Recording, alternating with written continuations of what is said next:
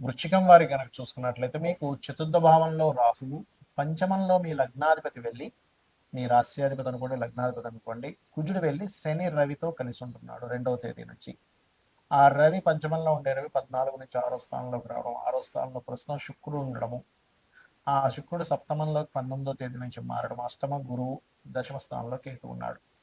ఈ గ్రహాల యొక్క స్థితిగతులను బట్టి మీకు ఎలా ఉండబోతుంది, ఏ విషయాల్లో మీకు కలిసి రానుంది, ఎటువంటి విషయాల బట్టి మీకు జాగ్రత్తగా ఉండాలి అనేటువంటి అంశాలు చెప్తుంది. నేనైనప్పటికీ చెప్పిస్తుంది సాక్షాత్ లలితా అమ్మవారిగా భావిస్తూ, ఆ లలితాంబిక అమ్మవారి యొక్క అనుగ్రహం మీకు పరిపూర్ణంగా కలగాలని మనస్ఫూర్తిగా కోరుకుంటూ, ప్రధానంగా ఇక్కడ గమనించినట్లయితే మీ యొక్క రాశి వారికి పంచమంలోకి వెళ్ళి ఉన్నాడు కాబట్టి, నాదుడు దశాన మన లగ్నాధిపతి, అది కూడా స్నేహితుల యొక్క స్థానం కాబట్టి కొత్త స్నేహాలు చేసే విషయంలోని పాయింట్ నెంబర్ 1. రెండవది పిల్లలతోని షేర్ మార్కెట్ విషయాల్లోని ఒక ఆలోచన విషయంలో ఒక్కోసారి తీవ్రమైన ఆలోచన పెరుగుతుంటాయి.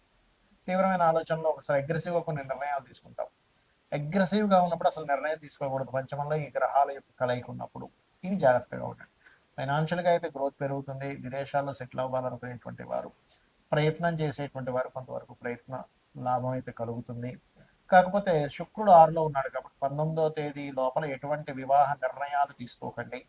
శత్రువులు అనవసరంగా గవర్నమెంట్ జాబ్స్ చేసేటువంటి వారు, గవర్నమెంట్ జాబ్స్లో ఉండేటువంటి వారితో లేదా మెడికల్ రంగాల్లో ఉండేటువంటి స్త్రీలతో కొంత శత్రుత్వాలు ఏర్పడేటువంటి అవకాశం ఉంది. గవర్నమెంట్ జాబ్ కోసం ప్రయత్నం చేసేటువంటి వారికి మాత్రం అనుకూలంగా ఉంది.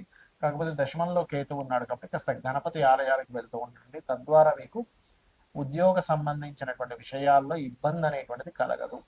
అదేవిధంగా మీరు కాస్త ఉలవలు దారంగా ఇవ్వండి. అండ్ నవగ్రహాల్లో కుజ, శని, రవి, రాహు, కేతు 5 గ్రహాల దగ్గర దీపారాధన చేయండి. కాస్త తాతగారి ఆస్తి విషయంలో కొంచెం చూడండి, ఎవరో ఏదో కబ్జా చేశారు, ఈ ఆస్తి విషయంలో ఇలా జరిగింది వింటూ ఉంటాం. ఇటువంటివి జరగనున్నాయి కాబట్టి ఈ యొక్క విషయాల్లో కాస్త జాగ్రత్తగా ఉండండి. మీరు నిత్యము కూడా చండీ పారాయణం చేయడము, హనుమాన్ చాలీస ఎక్కువగా చేస్తూ ఉండడం అనేది చాలా బాగుంటుంది.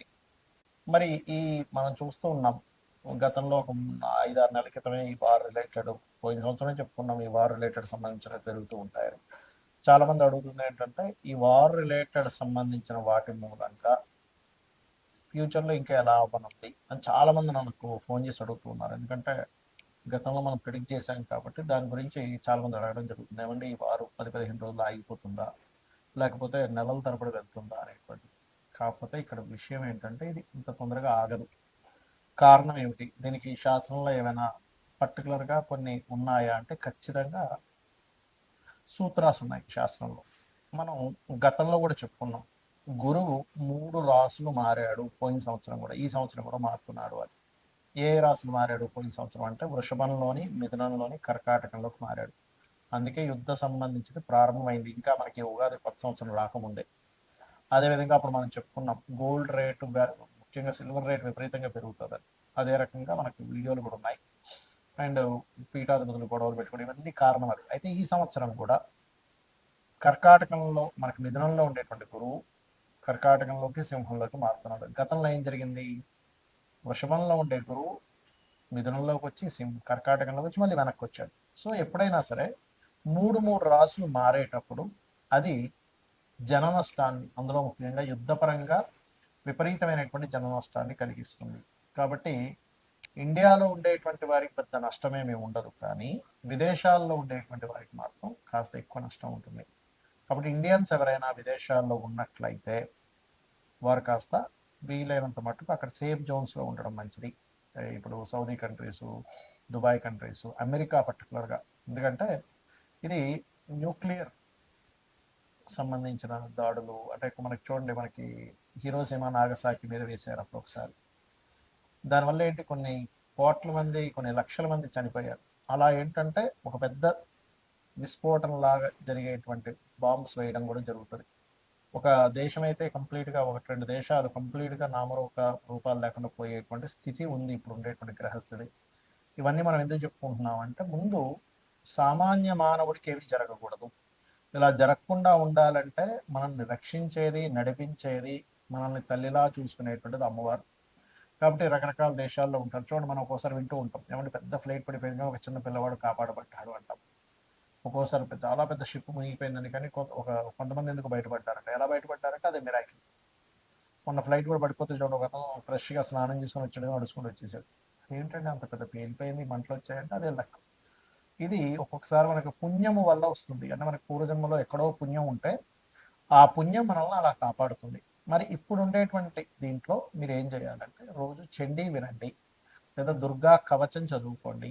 చండీ వినడమైనా, చండీ పారాయణం చేయడమైనా, లేదా చండీ హోమాలు చేసుకోండి, మీ ఇంట్లో చేసుకోండి. దానివల్ల ఏమవుతుందంటే మీరు రక్షింపబడతారు. దేశాలు కొట్టుకోవడం వల్ల సామాన్య మానవుడు ఇబ్బంది పడకూడదు. కాబట్టి ఇది ఎలాంటి రక్షణ ఇస్తుంది? ఇప్పుడు మనకు చూడండి, కేవలం అదేదో బాంబు వచ్చి మన మీద పడేటువంటిది మాత్రమే కాకుండా, ఇప్పుడు ఉండేటువంటి సిచ్యువేషన్స్ లో మనం గతంలో 1 మంత్ బ్యాక్ ఆల్రెడీ చెప్పుకున్నాం, కొంచెం ఫుడ్ రిలేటెడ్ సంబంధించిన విషయం మీద ఎఫెక్ట్ వస్తుంది ముందు అని. అదే రకంగా చూసుకుంటే గ్యాస్ సరిగ్గా అందకపోవడం. ఇప్పుడు నార్మల్గా ఎవరైతే వీళ్ళు కమర్షియల్ కాకుండా నాన్ కమర్షియల్ వాళ్ళకి వచ్చేస్తున్నాయి గ్యాసెస్, కానీ కమర్షియల్ వాళ్ళకి రావట్లేదు. తద్వారా హాస్టల్స్లో ఉండేటువంటి వారు, లేకపోతే హోటల్స్లో తినేటువంటి వారు, ప్రత్యేకంగా వాళ్ళు వండుకోరు, హోటల్నే ఆధారపడుతారు.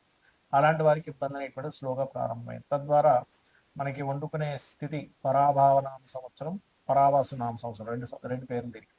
పరాభావము అంటే పరాభవం చెందడం, కొన్ని దేశాలు యుద్ధంలో ఓడిపోవడం జరుగుతుంది. పరావసు వల్ల ఏమిటి అంటే, మనం పూర్వంలో ఎటువంటివి అయితే పద్ధతులు పాటించాము అటువంటివన్నీ కూడా వస్తూ ఉంటాయి. అంటే పూర్వ పద్ధతులు రావడము, కొన్ని దేశాలు ఓడిపోవడము, కొన్ని దేశాలు ఇబ్బంది పడడం అనేటువంటిది ఉంది ఈ సంవత్సరము. దాంతోపాటు ఎప్పుడూ కనీ విని ఎరుగనట్టుగా 3 సార్లు మనకి పంచగ్రహ కూటమి కూడా వచ్చింది. అది కూడా మనం చెప్పుకున్నాం లాస్ట్ టైం. కాబట్టి నేను అనేది ఒకటే, గుర్తుపెట్టుకోండి. ఇక్కడ మీరు ఎందుకంటే దేశాలు మిసైల్స్ వేసుకుని ఏమైనా సామాన్య మానవుడికి ఇబ్బంది కలగకుండా ఉండాలి. కాబట్టి నవగ్రహాలలో కుజుడు, రాహువు, శని, గురువు, ఈ 4 గ్రహాల దగ్గర దీపారాధన చేయండి. మీకు దగ్గరలో గోశాల ఏదైనా ఉంటే గోవులో సకల దేవతలు ఉంటారంటారు. కాబట్టి ఆ సకల దేవతల యొక్క ప్రభావం నీకు పాజిటివ్గా, వాళ్ళ యొక్క అనుగ్రహం కావాలి. కాబట్టి గోవులకి బెల్లము, అరటికాయలు, క్యారెట్స్, గ్రాసము, వీలైతే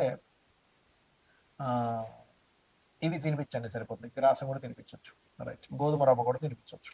ఇవి చేయండి. ఇక్కడ మరొక విషయం ఏంటంటే, మనం రాశి ఫలాలు చెప్పుకుంటున్నాం కదా, దీనికంటే ప్రధానంగా మీ పర్సనల్ చార్ట్ చూసుకోవాలి.